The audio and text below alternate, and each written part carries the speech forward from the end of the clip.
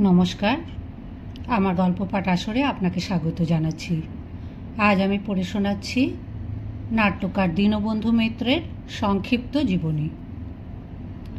1829 খ্রিস্টাব্দে কলকাতার পার্শ্ববর্তী চৌবেরিয়ায় দীনবন্ধু মিত্র জন্মগ্রহণ করেন। পিতার নাম কালাচাঁদ মিত্র। তাঁরা খুবই গরিব ছিলেন। ছোটবেলায় তাকে গ্রামের পাঠশালায় ভর্তি করা হয়। পাঠশালায় কিছুদিন পড়াশোনা করার পর তিনি জমিদারি সেরেস্তার কাজ করতে শুরু করেন। কিছুদিন জমিদারিতে কাজ করার পর আবার লং সাহেবের স্কুলে পড়াশোনা করতে থাকেন। এই সময় তার নাম ছিল গন্ধর্ব নারায়ণ। স্কুলের সহপাঠীরা গন্ধর্ব নারায়ণ নাম নিয়ে ব্যঙ্গ বিদ্রূপ করত। এই বিদ্রূপ তিনি সহ্য করতে না পেরে দীনবন্ধু নাম গ্রহণ করেন। এরপর দীনবন্ধু ভর্তি হলেন কলুটোলা ব্রাঞ্চ স্কুলে। এই স্কুল থেকে বৃত্তি নিয়ে পাশ করলেন। তারপর ভর্তি হলেন হিন্দু কলেজে। এই কলেজ থেকে সর্বোচ্চ নম্বর নিয়ে তিনি পাশ করলেন। তারপর কিছুদিন হিন্দু স্কুলে শিক্ষকতা করলেন। এরপর তিনি পোস্টমাস্টারের চাকরি গ্রহণ করেন। এই সময় লুসাই যুদ্ধ হয়।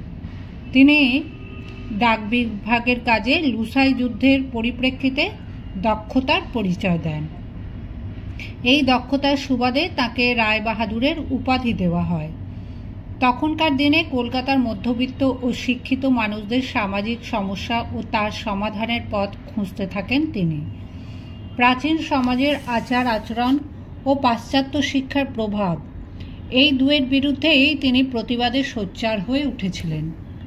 দীনবন্ধু মিত্র প্রতিবাদের ক্ষেত্র তৈরি করেছিলেন সংবাদপত্র, সাময়িক পত্রপত্রিকা, রঙ্গমঞ্চ এবং বক্তৃতা মঞ্চ। 1859 খ্রিস্টাব্দে যশোহর ও নদিয়া জেলায় নীলকর সাহেবদের অত্যাচার তীব্র হয়। সাধারণ কৃষকদের বাধ্য করা হয় নীল চাষ করার জন্য। যেসব কৃষক নীল চাষ করতে উৎসাহী নয়, তাদের উপর যথেচ্ছ অত্যাচার করতে থাকে নীলকর সাহেবরা। সাধারণ কৃষকদের প্রতি নীলকর সাহেবদের অমানুষিক অত্যাচার দীনবন্ধু মিত্র সহ্য করতে পারেননি। তাই 1886 খ্রিস্টাব্দে নীলকর সাহেবদের নির্মম অত্যাচারের বিষয়বস্তু নিয়ে তিনি রচনা করেন নীল দর্পণ নাটক। ভারতের স্বাধীনতা আন্দোলনের ক্ষেত্রে নীল দর্পণ নাটকের অবদান স্মরণীয় হয়ে আছে।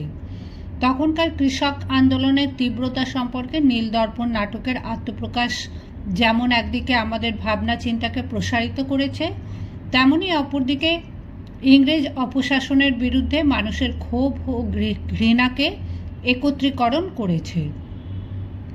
সরকারি চাকুরিরত অবস্থায় একজন জাতীয়তাবাদী লেখক হিসাবে আত্মপ্রকাশ জনমনে বিস্ময় সৃষ্টি করে। মাইকেল মধুসূদন দত্ত নীল দর্পণ নাটক ইংরাজিতে অনুবাদ করেন 1961 খ্রিস্টাব্দে। এই নাটক রেভারেন্ড জেমস লং প্রকাশ করেন নিজের নামে। উভয়ের মধ্যে এই বই নিয়ে মামলা হয়। এই মামলার রায় লং সাহেবের 1000 টাকা জরিমানা এবং 1 মাসের কারাদণ্ড করা হয়। কৃষ্ণনগরে দীনবন্ধু মিত্র 1863 খ্রিস্টাব্দে ছাপাখানা স্থাপন করেন। এই ছাপাখানা থেকে তাঁর রচিত বইগুলি ছাপা হয়।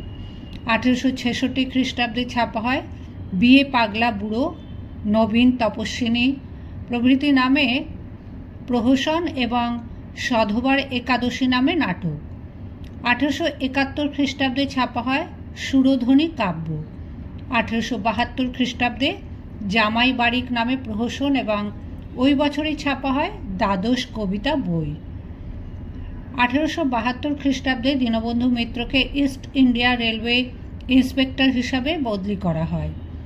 ইংরেজ সরকার দীনবন্ধু মিত্রের প্রতি অসন্তুষ্ট হয়ে ওঠেন। তাঁর রচিত বইগুলি ইংরেজ সরকারকে পর্যুদস্ত করে তোলে। 1873 খ্রিস্টাব্দে তাকে হাওড়া ডিভিশনে বদলি করা হয়।